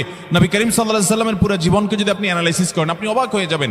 একটা বই আছে বাংলায়, বান্দার ডাকে আল্লাহর সাড়া, এটা বাংলা অনুবাদিত নাম। এই বইয়ের লেখক হলেন হিসনুল মুসলিমের যে রচয়িতা, উনি শেখ সাঈদ আল গাহতানি রহমতুল্লাহি আলাইহি। ওনার সোহবতে যাওয়ার, ওনার সান্নিধ্যে থাকার একাধিকবার খুব কাছাকাছি বসার সুযোগ আমার হয়েছে। সৌদি আরবের একজন বড় আলেম ছিলেন, দুনিয়া থেকে চলে গেছেন। তো ওনার লেখা বান্দার ডাকে আল্লাহর সাড়া, এই বইটা বেশ মোটা সোটা একটা বই। পুরোটা পড়বেন যে নবী করিম সাল্লাল্লাহু আলাইহি ওয়াসাল্লামের জীবনে যে কত রকমের দোয়া করতেন। আল্লাহ আজকার নাম একটা বই আছে ইমাম নববীর, এটাও বাংলা হয়ে গেছে অনুবাদ, আপনি পড়লে অবাক হয়ে যাবেন। ডক্টর খন্দকার আব্দুল্লাহ জাহাঙ্গীর রাহমাতুল্লাহ রাহে বেলায়েত একটা বই আছে দোয়া এবং জিকিরের, আপনি অবাক হবেন যে কি পরিমাণ দোয়া এবং জিকির নবী সাল্লাল্লাহু আলাইহি ওয়াসাল্লাম জীবনে পড়তেন। ঘুম থেকে উঠার সময় দোয়া আছে না নাই? এরপরে ঘুম থেকে উঠে যখন আপনি বাথরুমে যাবেন, দোয়া আছে না নাই? আবার টয়লেটে গেলেন, টয়লেট সেরে আসলেন, আপনি ওযু করবেন, ওযুর জন্য দোয়া আছে না নাই? বিসমিল্লাহ। এরপরে ওযু শেষ করলেন, কালিমা শাহাদাত আছে না নাই? এরপরে আপনি যখন ঘর থেকে বের হয়ে মসজিদে যাবেন, বের হওয়ার দোয়া আছে। বের হয়ে আপনি মসজিদে যাচ্ছেন, যাই পথে পড়ার আলাদা দোয়া আছে। এরপরে আপনি মসজিদে প্রবেশ করবেন, তার জন্য দোয়া আছে। মসজিদে ঢুকার পরে মসজিদে ঢুকার নামাজ আছে। এরপরে মসজিদে নামাজ বন্দিগি ইবাদত জিকির করে বের হচ্ছেন, সেটার জন্য আবার দোয়া আছে। আবার আপনি যাচ্ছেন, কাজকর্মে যাচ্ছেন, বাজারে যাচ্ছেন, সেটার দোয়া আছে। স্ত্রী সহবাস করার সময় দোয়া আছে। দোয়া নাই, জিকির নাই, এমন কোনো মুহূর্ত ইমানদারের জীবনে থাকতে পারে না। নবী করিম সাল্লাল্লাহু আলাইহি ওয়াসাল্লাম এই পরিমাণ দোয়া করতেন। এই জন্য ভাইরা, দোয়া যদি সবসময় করতে কষ্ট হয় হাত তুলতে, আপনি হাত তোলা ছাড়া শুক্রবারে দোয়া করেন, দোয়াটা অনেক বেশি করা দরকার। আমাদের কত জিনিস আল্লাহর কাছে চাইতে হয়, আমরা আল্লাহর কাছে চাই না। পেটে অসুখ হয়েছে, আমরা ডাক্তারের কথা মাথায় আগে আসে, আপনি ওষুধ খান, ওষুধ খাওয়া সুন্নত, কিন্তু ইমানদার সবকিছুর আগে আল্লাহর কথা স্মরণ করবে এবং আল্লাহর কাছে বলবে, আল্লাহ আপনি সহজ করে দেন। আপনার অসুখ হয়েছে, সবকিছুর আগে নাপার কথা মনে আসে, আরে ভাই প্যারাসিটামলের কথা মনে আসে, এটা দোষের না, কিন্তু আপনার মনে আগে আসতে হবে যে নবী সাল্লাল্লাহু আলাইহি ওয়াসাল্লাম দোয়া শিক্ষা দিয়েছেন, যদি কেউ ব্যথার জায়গায় হাত দেয় এবং পড়ে আউযু বিইজ্জাতিল্লাহি ওয়া কুদরাতিহি মিন শাররি মা আজিদু ওয়া উহাজির, আল্লাহ রাব্বুল আলামিন তার ব্যথা দূর করে দিবেন। এক সাহাবী এই হাদিসের উপর আমল করে তৎক্ষণাৎ তার ব্যথা দূর করেছেন। শুধু ইয়াকিনের অভাব, শুধু বিশ্বাসের অভাব, ঈমানের অভাব। তাহলে আমাদের আল্লাহর দিকে মনোনিবেশ করতে হবে দোয়ার জন্য বেশি বেশি। তাহলে শুক্রবারে 5 নম্বর আমল হলো বেশি বেশি কি করবো? ইনশাআল্লাহ দোয়া, বেশি বেশি দোয়া করবেন, উঠতে বসতে চলতে ফিরতে। বিশেষভাবে সূর্য ডুবার আগের যে সময়টা শুক্রবার, অর্থাৎ দিনের শেষ সময়টা, বিশেষভাবে আল্লাহ তাআলার কাছে দোয়া করব। ঠিক আছে তো ইনশাআল্লাহ? কয়টা আমল বললাম? 5টা আমল। 1, বেশি বেশি দুরূদ। 2, ফজর নামাজ জামাতের সাথে পড়া পুরুষরা, মহিলারা অক্তমত পড়বেন, পুরুষদেরকে পাঠিয়ে দিবেন মসজিদে। 3, সূরা কাফ পড়বেন। 4, আগে ঘুম থেকে উঠে উত্তম রূপে গোসল করে মসজিদে আগে আগে গিয়ে পায়ে হেঁটে গিয়ে সামনে ইমাম সাহেবের কাছাকাছি গিয়ে বসা, অনর্থক কথা কাজ না করা, তেলাওয়াত জিকির আজকারের মাশগুল থেকে নামাজটা পড়ে বের হয়ে আসা, এই কাজ। নাম্বার 5, দোয়া করা, বিশেষ করে দিনের শেষ প্রহরে। আমল করবো তো ইনশাআল্লাহ? মনে থাকবো তো ইনশাআল্লাহ? আমরা প্রয়োজনে বাসায় গিয়ে একটা কাগজে নোট করে ফেলবো, লিখে ফেলবো, লিখে এরপরে ওয়ালে টাঙ্গায় দিবেন বাসায় যে জুমার দিন এই 5 কাজ আমি ছাড়বো না। আপনি যদি মনেও না থাকে, আপনার যদি ভুলেও যান, আপনি এই কাগজ আপনাকে মনে করাবে ইনশাআল্লাহ। বাসায় ফ্যামিলির লোকদের সাথে শেয়ার করবেন, জুমার দিন হুজুর বলেছেন, আমি একটু আমার মন থেকে বলিনি, এগুলো সব কোরআন হাদিসের কথা বলেছি আপনাদেরকে। কোরআন হাদিসের আলোকে 5টা আমলের কথা বলেছেন, বিশেষভাবে জুমার দিন আমি 5টা আমল করবই করব। ভাইরা আমার, প্রত্যেক জুমার দিন যদি আপনি একটু ইমানের রিচার্জ করেন, ইনশাআল্লাহ সারা সপ্তাহ আপনার জন্য সেটা উপকারে আসবে। চেষ্টা করবো তো ইনশাআল্লাহ? এবং দোকানে অফিসে টাঙ্গায় রাখবেন। যারা এই টাঙ্গায় রাখার আমলটা করবেন, আয়োজক যারা আছেন, আপনাদের কাছে আমার অনুরোধ, যে ভাইরা এই কাজটা করছেন, ওনারা যদি আয়োজকদের মাধ্যমে ছবিটা আমার কাছে পাঠাইতে পারেন, আমার অফিসে নিয়ে আমি ইনশাআল্লাহ নিজে হাতে তাদের পুরস্কার দেব। বিশেষ করে এই মাহফিলের লোক যারা আছেন আজকের, আয়োজকদের মাধ্যমে। আল্লাহ তাআলা এই আমলগুলো আমাকে আপনাকে আমাদের সবাইকে করার তৌফিক দান করুন। আমল মনে রাখবো তো ইনশাআল্লাহ? আমল করবো তো ইনশাআল্লাহ? যাদের কাজ আছে, ফজর নামাজটা বিশেষ করে মিস হবে মনে হয়, তারা যাইতে পারেন, কোনো অসুবিধা নেই। অন্যান্য সময় আমরা সাধারণত দেখি যে মানুষ ঠেকায় না, মানুষ ঠেকানো না, বিশেষ করে রাত বেশি হয়ে গেলে ফজর নামাজ মিস হবে এই আশঙ্কা হলে আপনার বসার চাইতে বরং যাওয়া ভালো। যাই হোক ভাই, কিন্তু আওয়াজ না করি, সবাই আওয়াজ বন্ধ করি। ভাই প্রশ্ন উত্তরে যাই আমরা। বিসমিল্লাহ। প্রথম প্রশ্ন, মেয়েদের মডেলিং বোরকা পর্দার জন্য কতটুকু জায়েজ? আপনারা অনেকে বোরকা বিক্রি করেন না, এখানে আছে না ভাইরা আমার? যেই সমস্ত বোরকার মধ্যে কারুকার্য আছে অনেক বেশি, বোরকার মধ্যে আবার মডেলিং হয়, অবাক করা বিষয়। কিয়ামতের আগে যে আসলে আরো কত কিছু হবে। এই বোরকার উপরে যদি মডেলিং কারুকার্য হয়, চাকচিক্য হয়, বোরকা যদি খুব টাইট ফিট হয়, বোরকা যদি এমন হয় যে বোরকা বরং পুরুষের দৃষ্টিকে আরো বেশি আকর্ষণ করে, তাহলে এই বোরকা ঢাকার জন্য আরেকটা বোরকা লাগবে। তা না হলে পর্দা হবে। পর্দার উদ্দেশ্য হলো নিজের সৌন্দর্যকে অনাবৃত করা, নিজের সৌন্দর্যকে ঢেকে রাখা, এটাই হলো পর্দার কি উদ্দেশ্য। সেখানে যদি পর্দার উদ্দেশ্যটাই নষ্ট হয়ে যায়, তাহলে এই বোরকা পরলে পর্দা করার যে নির্দেশ সেটা পালন হবে। ভাইরা আমার, এই জন্য টেডি মার্কা বোরকা, আপনার এই মডেলিং মার্কা বোরকা, স্টাইলিশ বোরকা, এগুলা পর্দা হবে না এগুলা দ্বারা। হ্যাঁ, কোনো নারী তিনি খোলামেলা চলাফেরা করেন, তিনি দিনের পথে মাত্র আসছেন, মডেলিং দিয়ে শুরু করছেন, আস্তে আস্তে ইনশাল্লাহ পিওর বোরকা যাবেন। হ্যাঁ, সেই হিসাবে তার জন্য আমি বলতে পারি এটা ওজোর, ঠিক আছে, উনি চেষ্টা করেছেন, শুরুটা অন্তত করেছেন। কিন্তু ভাইরা, পরিপূর্ণ পর্দা করতে চাইলে এই মডেলিং বা স্টাইল মার্কা বোরকা হবে। আচ্ছা বলেন তো, আপনার আমার মা বোন বা স্ত্রীকে যদি আমরা বাহিরে নিয়ে যাই, তাদের সাথে আমরা বাহিরে যাই, তারা যদি খোলামেলা পোশাক পরে যায় বা এমন পোশাক পরে যায় যেটা সব পুরুষের দৃষ্টিকে আকৃষ্ট করে, তাহলে অন্য সব পুরুষরা তার দিকে তাকাইলে আপনার কাছে ভালো লাগে না খারাপ লাগে? কেমনে খারাপ লাগে? অনেক পুরুষটা আছে বউয়ের ছবি ফেসবুকে দিয়ে বলে আপনাদের ভাবি কেমন হলো বললেন। অনেক পুরুষ এ কাম করে না? ফেসবুকে আবার কমেন্টে নিচে দিয়া দোস্তরা লেখে, দোস্ত ভাবি অনেক সুন্দর, মাশাআল্লাহ, আবার মাশাআল্লাহ লেখে। এরপরে আবার দোস্ত আবার রিপ্লাইতে দেয় কি, ধন্যবাদ দোস্ত। মানে আমার বউরে তুই সুন্দর বলছস, তার মানে তুই দেখছস, মনে মনে জল্পনা কল্পনা করছস, করে আবার লিখছস, এই জন্য তোর ধন্যবাদ।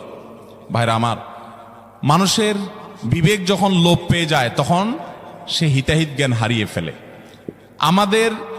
আমাদের মা, আমাদের বোন, আমাদের মেয়ে, আমাদের স্ত্রী, তাদেরকে নিয়ে আমরা যখন খোলামেলা পোশাকে যাব, কোনো বিয়েতে আপনি যখন যাবেন, কোনো মার্কেটে যাবেন, একেবারে চাকচিক্যপূর্ণ পোশাক, একদম খোলামেলা অশ্লীল, তো জগতে বা রাস্তায় যত পুরুষরা তাদেরকে দেখবে, এই সৌন্দর্য দেখার পর পুরুষদের মনে মনে তাকে নিয়ে বাজে চিন্তা, জল্পনা কল্পনা, মনে মনে জেনা, এটা হবে কি হবে না? না, হবে না। সবাই কি বাজে চিন্তা করে আপনার মতো? পবিত্র চিন্তা করতে পারে না? কি বলেন ভাইরা আমার? যারা নিজেদের বউকে নিয়ে এটা নিয়ে সন্দেহে আছেন, আমি তাদেরকে বলতেছি, আমাকে উত্তর দেওয়া লাগবে না, আপনার নিজেকে প্রশ্ন করেন, নিজের বিবেককে প্রশ্ন করেন। আপনি এরকম মহিলা রাস্তাঘাটে দেখলে আপনার কি হাল হয়? আপনি যা যা চিন্তা করেন, আপনার বউ, আপনার মা বোনকে নিয়ে এভাবে আপনি বের হলে অন্যরাও সে চিন্তাই করে। আল্লাহ আমাদের বিবেকটাকে খোলার তৌফিক দান করুন। আমি মিডল ইস্টে, বিশেষ করে সৌদি আরবে অনেক মানুষ দেখছি, দিনদারির নামগন্ধ নেয়, টাকার নিচে সে জুব্বা পরে, হারাম কাজ করে, বিড়ি খায়, সিগারেট খায়, 2 নম্বরই করে, মানে মুসলমান হিসেবে কোনো ভালো মুসলমান না। কিন্তু গল্লির ঠাওয়ার ঠিক আছে, জায়গা মতো সে একেবারে সুসের মতো সোজা, বইয়ের ব্যাপারে পরিপূর্ণ পর্দা মেনটেন করে। কোন রাষ্ট্রীয় নির্দেশের কারণে না, বেশিরভাগ পুরুষরা এটা করে এই জন্য, কারণ সে জানে তো সে নিজে অন্যের মেয়েকে খোলামেলা দেখলে কি জল্পনা কল্পনা তার মনে আসে সে জানে, অতএব তার স্ত্রীকে নিয়ে গেলে অন্যরা কি জল্পনা করবে সে জানে, এই জন্য তার আত্মসম্মান বোধের জায়গা থেকে সেটা করে। মুসলমান নারী, তার ভিতরে আত্মসম্মান বোধ থাকবে যে আমাকে নিয়ে মানুষ বাজে চিন্তা করবে, জল্পনা কল্পনা করবে, নোংরা চিন্তা করবে, এটা কোনো নারী করতে দিতে পারে? একজন খোলামেলা বেপর্দা নারীকে দেখে যত মানুষ মনে মনে তাকে জেনা করে, সে মনের কথাগুলো যদি মানুষ বলতো, এই নারী জুতা দিয়ে পিটতে পিটতে রাস্তা যাইত। কিন্তু সে মনে মনে মানুষের এই জেনার কাজ সে করে যাচ্ছে। আল্লাহ আমাদেরকে পর্দার গুরুত্ব বোঝার তৌফিক দান করুন। এটা নারীর জন্য অসম্মান না, এটা নারীর জন্য বরং সম্মানের, এটা নারীর ইজ্জত রক্ষার জন্য সবচেয়ে বড় মাধ্যম। আমাদের সেকুলার, অতি সেকুলার, উগ্র নাস্তিক বন্ধুরা বলে যে হুজুরদের মনটাই খারাপ, এই বেটারা বলে মহিলাদের দেখতে বলে তাদের বলে অবস্থা খারাপ হয়, এই বেটাদের চরিত্রই খারাপ। অর্থাৎ আমাদের এই ভাইরা যারা এই সমালোচনা করতেছেন, আমাদের এই ভাইগুলোর দ্বারা মনে হচ্ছে যে ওনাদের মনের ভিতরে কোনো এই সমস্ত বাজে চিন্তা আসে না, ওনাদের মনটা একদম ফেরেশতার মতো পবিত্র। এরকম যাদের কোনো চিন্তা জল্পনা কল্পনা আসে না, এরা হয় মিথ্যুক আর না হলে রুগী। হয় এগুলারে ডাক্তার দেখাইতে হবে, পুরুষত্বের ঘাটতি আছে, আর নাহলে মিথ্যুক। আল্লাহ তাআলা সৃষ্টি করেছেন এভাবে, তোমার কোনো মনে চিন্তাই বাজে আসে না, তোমার মতো এই অসুস্থ মানুষ, তোমার তো হাসপাতালে ভর্তি হওয়া উচিত। আল্লাহ রাব্বুল আলামিন আমাদেরকে পর্দার গুরুত্ব বোঝার তৌফিক দান করুন। অনেক পুরুষ আছে নিজের বউয়ের জন্য চাকচিকপূর্ণ বোরকা পরে নিয়ে যান। না ভাই, আপনার বউর যত সাজগোজ সব বাসা বাড়িতে হবে একান্তে। আপনি বাইরে রাস্তাঘাটে কেন বিলে বেড়াচ্ছেন? মহর দিয়ে বিয়ে করছেন আপনি, আর রাস্তাঘাটে মানুষকে দেখা বেড়াচ্ছেন। আত্মসম্মান বোধ থাকা উচিত। আল্লাহ আমাদেরকে পর্দার গুরুত্ব বোঝার তৌফিক দান করুন। তাহলে স্টাইলি বোরকা এগুলো পড়লে কিন্তু কাজ হবে না, বোরকার কাজ হবে না। আমি এখান থেকে গ্রামে যাব এবং ওই দিনই আবার চলে আসব, এক্ষেত্রে আমার নামাজ কি কসর করতে হবে? দেখুন, গ্রামে আমরা প্রত্যেকে যার যার বাড়িতে যখন যাব, সেটা আমাদের মূল ঠিকানা, আসল ঠিকানা হলে সেখানে আমি 1 ঘন্টার জন্য যদি যাই, নামাজ আমাকে পুরা পড়তে হবে। নিজের স্থায়ী ঠিকানাতে কখনো কসর হয়? পথে কসর হবে। বাড়িতে যখন চলে গেছেন, আপনার বাড়ি কুমিল্লাতে, আপনার বাড়ি চট্টগ্রামে, আপনার বাড়ি বগুড়াতে বা খুলনাতে বা সিলেটে, আপনার বাড়ি যেখানেই হোক না কেন, যখন সফরের দূরত্ব হবে, নিজের স্থায়ী ঠিকানায় 1 ঘন্টার জন্য যদি যান, সেখানে পুরো নামাজ পড়তে হবে, কসর চলবে। কিন্তু কিছু লোক আছে, গ্রামে বাড়ি আছে ঠিক আছে, কিন্তু তাদের গ্রামের বাড়ি এখন আর স্থায়ী ঠিকানা না। ধরুন আপনি ঢাকা শহরে বাড়ি কিনছেন বা ফ্ল্যাট কিনছেন, পাসপোর্টে, এনআইডিতে, সরকারি সব কাগজে পত্রে ঠিকানাতে আপনি স্থায়ী ঠিকানাও এটা, বর্তমান ঠিকানাও এটা। গ্রামের বাড়ি আছে কিন্তু ওটা আপনার স্থায়ীও না, বর্তমান ঠিকানাও না, জাস্ট বেড়াইতে যান, ভাই বেড়াদাররা আছে, অন্যরা আছে, তাহলে ওইটাতে আপনি গেস্ট, সেখানে আপনি কসর পড়বেন। এবং এটা আপনার স্থায়ী এবং বর্তমান ঠিকানা হলে, অনেকে আছে বাড়িতে জমি জমা আছে, শুধুমাত্র থাকার ঘর বাড়িও নাই এবং ভাগযোগ হয়ে গেছে, সে শুধু গেস্ট হিসেবে যায়, ভাইদের মেহমান হয়ে যায়, তাহলে সে কসর পড়বে। আর না হলে স্থায়ী ঠিকানায় গেলে 1 ঘন্টার জন্য সে কি করতে হবে? পুরো নামাজ পড়তে হবে, যদি স্থায়ী ঠিকানা হয় তার গ্রাম। এরপরে প্রশ্ন হলো, আমি অনেকবার তওবা করেছি, প্রত্যেকবারই ভঙ্গ হয়েছে, তাহলে কি আমি মুনাফিক হয়ে গেছি? না ভাই, তওবা হওয়ার পর তওবা ভেঙে যাওয়াটা অস্বাভাবিক নয়। আপনারা খুশি হবেন শুনে, আমাদের রব আল্লাহ রাব্বুল আলামিনের একটা গুণবাচক নাম হলো তাওয়াব। কি নাম ভাই? তাওয়াবের মানে জানেন? আল্লাহু আকবার। রিপিটেডলি, বারবার যিনি বান্দার তওবা কবুল করেন। এই জন্য ভাই, একবার গুনাহ হয়ে গেছে, আল্লাহর কাছে তওবা করেছেন, চেষ্টা করছেন যে আর যেন না হয়, কিন্তু আবার শয়তান কাত করে ফেলে দিয়েছে, আবারও তওবা করে ফেলবেন এবং দুর্বল হবেন না। এখানে ইবলিস আপনাকে বলবে, তুই এতবার একই কাজ করে তওবা করছস আল্লাহর কাছে, আবার কোন মুখে তওবা করবি? থাক, বাদ দে। আপনার তওবা থেকে দূরে সরাবে। এটা হলো শয়তানের সবচেয়ে বড় অস্ত্র। কখনো নিরাশ হওয়া যাবে না। তওবা আগের বারের চাইতে পরের বারটা আরো স্ট্রং করবেন, যে ঠিক আছে আগের বারটা তওবা আমি দুর্বল ছিল, এটাকে আরো স্ট্রং করব, চেষ্টা করবো না ইনশাআল্লাহ। তাহলে তওবা বারবার করতে হবে, বারবার করতে হবে। ভেঙে গেলে আরো শক্ত, হার্ডলি তওবা করতে হবে, নিজের প্রতি নিজে শাসন চালাতে হবে। এভাবে ইনশাআল্লাহ সামনে আগাইতে হবে। ভারতবর্ষের একজন কবি বলেছেন, আরে ইয়ে কুস্তি তো হয় অমর ভর কি, কবি ও দাবালে কবি তু দাবালে। ইবলিসের সাথে তোমার এই লড়াই তো সারা জীবনের। কখনো ইবলিস তোমাকে কাত করে ফেলে দিবে, তোমার দ্বারা গুনাহ করায় ফেলবে, আবার কখনো চোখের পানি ফেলে কেঁদে কেটে আল্লাহর কাছে একান্তে। ভাইরা, কিছু নির্জন সময় কাটানো দরকার। আমাদের কোনো নির্জন সময় নাই। নির্জন সময় হলে ওই মোবাইলে আমরা ঢুকে পড়ি, মোবাইল টোবাইল বন্ধ করে ফেলে দিনে রাতে 24 ঘন্টার ভিতরে 5 ওয়াক্ত নামাজের পরে আগে যে কোনো সময় অন্তত 2-4-5টা মিনিট একটু চিন্তা ভাবনা করবেন, একটু নিজের হিসাব মিলাবেন, আল্লাহর সাথে কথা বলবেন। আজকে একটা গুনাহ হয়ে গেছে, আজকে একটা কাস্টমার মহিলা আসছে, তার সৌন্দর্য দেখে তাকে নিয়ে বাজে চিন্তা জল্পনা কল্পনা করেছি, নোংরামি করেছেন, গুনাহ কাজ করেছেন। কোনো কাস্টমার এসেছে, তার সাথে ফাঁকি ঝুঁকি দিয়েছেন, 2 নাম্বারই করেছেন, মিথ্যা কথা বলেছেন, কিনা দর এত আসে বলেছেন, আসলে এত আসে নাই। এই যে মিথ্যা বলেছেন কয়টা টাকার জন্য, এই টাকা দুনিয়াতে থেকে যাবে, মিথ্যাটা আপনার আমলনামা যুক্ত হয়ে আখিরাতে যাবে। এইসব কথা চিন্তা করে আল্লাহর কাছে চোখের পানি ফেলে একান্তে, আল্লাহ করে ফেলেছি আজকে শয়তানের পালায় পড়ে, আল্লাহ খেয়াল ছিল না, আপনি মাফ করে দেন। মালিক, আপনি মাফ না করলে কিয়ামতের ময়দানের শাস্তি হবে ভয়াবহ। দুনিয়াতে আপনি ছেড়ে দেন, আল্লাহ মাফ করে দেন। মাফ চায়া দুনিয়া থেকে ওইটাকে নিষ্পত্তি করেন, একটু চোখের পানি ফেলেন, সেজদায় পড়ে যান, 2 রাকাত সালাতুত তওবা নামাজ পড়ে আল্লাহর কাছে মাফ চান, এরপরের দিন আরো স্ট্রং করেন। এভাবে আপনি লড়াই চালাতে থাকবেন। আরে এই কুস্তি তো হয় অমর ভর কি, কবি ও দাবালে কবি তু দাবালে। শয়তান গুনাহ কমা আপনার দ্বারা করায় সে জিতে যাবে, আর আপনি তওবা করে চোখের পানি ফেলে গুনাহ মাফ করিয়ে তারপরে আপনি শয়তানের উপরে জিতে যাবেন। তওবা করতে থাকবো তো ইনশাআল্লাহ। তওবা করতে কখনো ক্লান্ত হবেন, তওবা অব্যাহত রাখবেন, অনবরত রাখবেন। সবচেয়ে বেশি যেটা করতে হবে পরিমাণে, জুমার দিন, জুমার রাত, বৃহস্পতিবার সন্ধ্যা থেকে নিয়ে শুক্রবার সন্ধ্যার আগ পর্যন্ত পরিমাণে সবচেয়ে বেশি করতে হবে যে আমলটা, সেটা হলো দুরূদ শরীফের আমল। কিসের আমল? ভাইরা, দুরূদ এমন একটা আমল, আপনি যদি শুধু দুরূদের এই আমলটাকে আঁকড়ে ধরেন, সবসময় আপনার মুখ দিয়ে দুরূদ বের হতে থাকে, পড়তে থাকেন,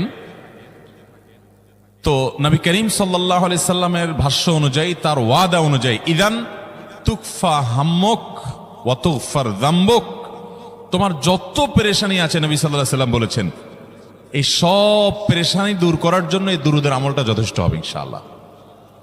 এবং গুনাহ মাফের জন্য এই দুরূদের আমলটা কি হবে? যথেষ্ট হবে।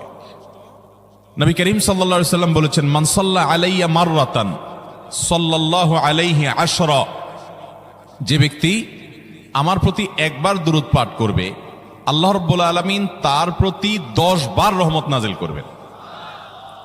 কয়বার রহমত নাজিল করবেন? আপনার জীবনে 10টি জায়গায় খুব ক্রাইসিসে পড়ে গেছেন, কোন জটিল সিচুয়েশনে মুখোমুখি হয়ে গেছেন, বিপদের মধ্যে পড়ে গেছেন, ওই জায়গায় আল্লাহর রহমত পাবেন। এরকম একবার দুরূদ পাঠ করবেন হক আদায় করে, যথাযথভাবে মহব্বতের সাথে 10 করবেন। নবী করিম সাল্লাল্লাহু আলাইহি ওয়াসাল্লাম বলেছেন, আকসিরু আলাইয়া মিনাস সালাতি মিন ইয়াউমিল জুমআতি ওয়া লাইলাতিল জুমআহ, তোমরা জুমার দিন এবং জুমার রাতে আমার প্রতি বেশি বেশি দুরূদ পাঠ করবে, দুরূদ প্রেরণ করবে।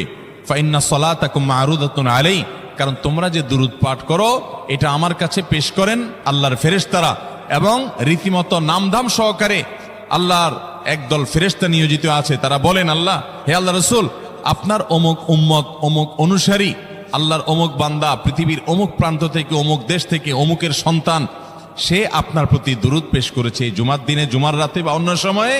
এটা নবী করিম সাল্লাল্লাহু আলাইহি সাল্লামের কাছে রিপোর্ট দেওয়া হয় আল্লাহর নিযুক্ত ফেরেশতাদের মাধ্যমে।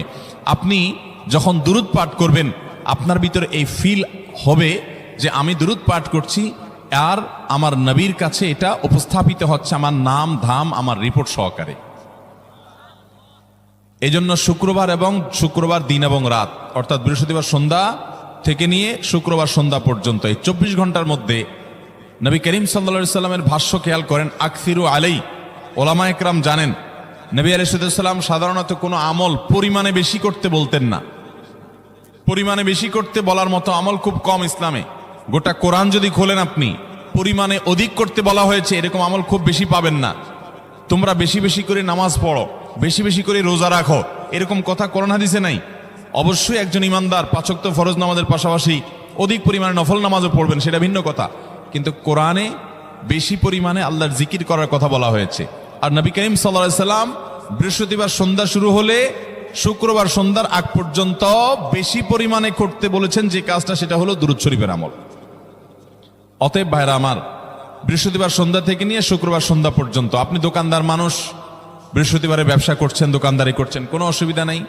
আপনার অবসর সময়গুলোতে মুখ দিয়ে দুরূদ পড়তে থাকবেন। দুরূদের মধ্যে সবচেয়ে শ্রেষ্ঠ দুরূদ হলো নামাজে যেটা পড়েন, দুরূদ ইব্রাহিম।